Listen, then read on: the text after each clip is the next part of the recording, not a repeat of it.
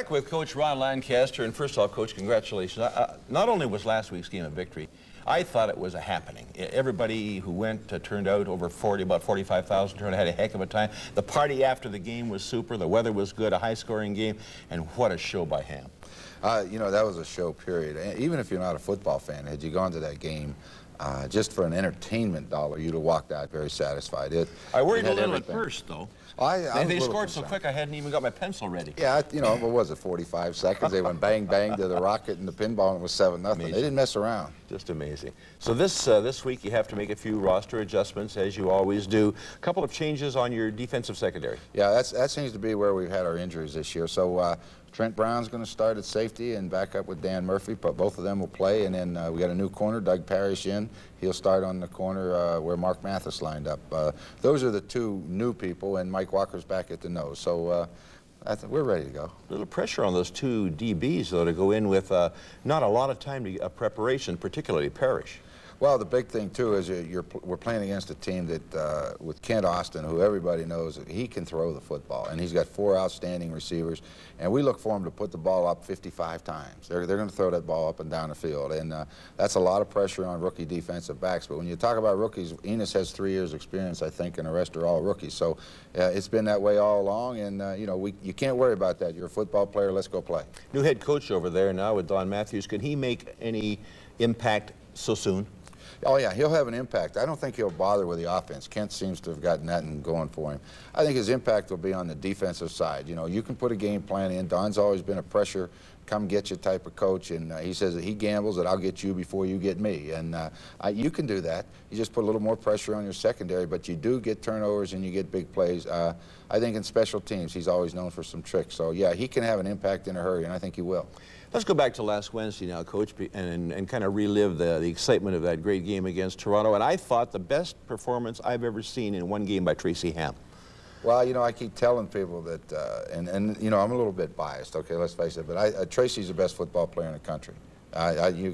Doug Flutie's a good quarterback, and I like him, but Tracy's unbelievable. Well, here we go. We didn't waste any time, did they? First play, Dunnigan throws to the rocket. They want to know if he'd have his timing back.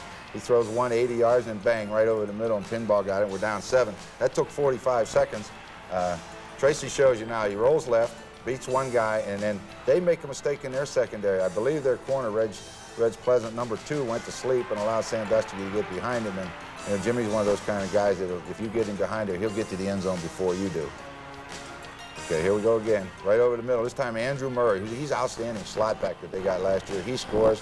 This sort of gets things going for us. We're down 21-7 or 17-7, and this little off-tackle play with Reggie Taylor, who's having an outstanding season, gets about 40 or 50 yards, and from then on things started to roll.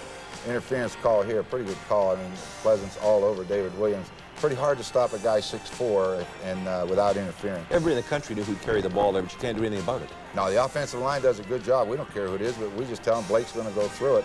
This is what was going to determine the outcome of the game. Walling stripped him.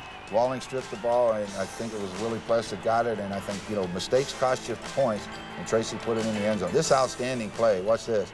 He beats 3 guys, looking downfield, and he'll turn, finds David Williams on the 2, and then David just kind of lunges. The funny part is Ellis and David Williams collided in the end zone, with both down. Outstanding catch by Gibbs. Watch this. Goes high. He can get up in the air, and I can't understand why he lost his air there. I mean, he had a little trouble breathing, but that was a great catch. This is a good throw by Tracy. This is reading a defense and throwing to the open man. He looked downfield, his corner got off, he hit David Williams, and as soon as the Rocket gets a little bit more speed, he's going to be an outstanding football player. I'll tell you what, you got to give this guy credit. He is a player. He took a lot of hits, but I tell you, he kept coming back, and he's very, very dangerous. Well, talk about innocent little play, and he took it for the touchdown. Yes, 7-yard pass, he goes 80. Outstanding throw here. Throw back to the sideline. Craig Ellis maneuvers behind him, and Tracy gets him the ball and the score. So here we go again. Tracy's getting good at this. He keeps it when he wants to, and no one knows when he's going to do it. He just decides to keep it. This is the second. This is a counter. Here you pull Blake Dermott across. You get outstanding job by the offensive line. Dermott leads it upfield behind Trevor Bowles. Reggie will put it down to about the 7-yard line. Then we come right back with it. Bang. Look at the blocking. Reggie's untouched goes through. Our line's done an outstanding job this year. Finally, a couple turnovers. Enos Jackson gets hold of one, and he's always tell us about his receiving and running ability. And we'd like to see him do it a little more often. Downfield, going to fight over this interception. Here they go. David Shelton goes up along with Eddie Thomas. And it looks like Eddie said, "You're not going because I wanted the ball." Down the middle, good defense. Looks like it's going to be there, and all of a sudden Enos Jackson comes out of nowhere and gets that left hand up and knocks it away. So we had a little bit of everything. Now they get a pass interference call. That's a good call. Mark Mathis did not play the ball, and they're going to call it.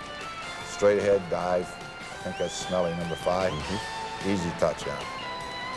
Here he goes again. He'll roll out. Downfield. Jimmy Sandusky, when Tracy gets in trouble, I'll guarantee you Jimmy will find an open area, and Tracy and him had a great rapport. Again, now this was a little surprise. Tracy kept it, and Don Wilson didn't know whether to cover Craig Ellis or go get Tracy. He went after Tracy, and Tracy flipped Ellis. Where this ends up being a touchdown, and it was a good call. It was a fumble, and Don Wilson goes all the way. And you know, we were sitting there with a 20-point lead and 3 minutes left in the game, and I still didn't know if we were going to be able to hang on. That Toronto, they are an explosive football team. But it was a fun night for everybody. Except for me with Matt Dunnigan. 53-39, the final score.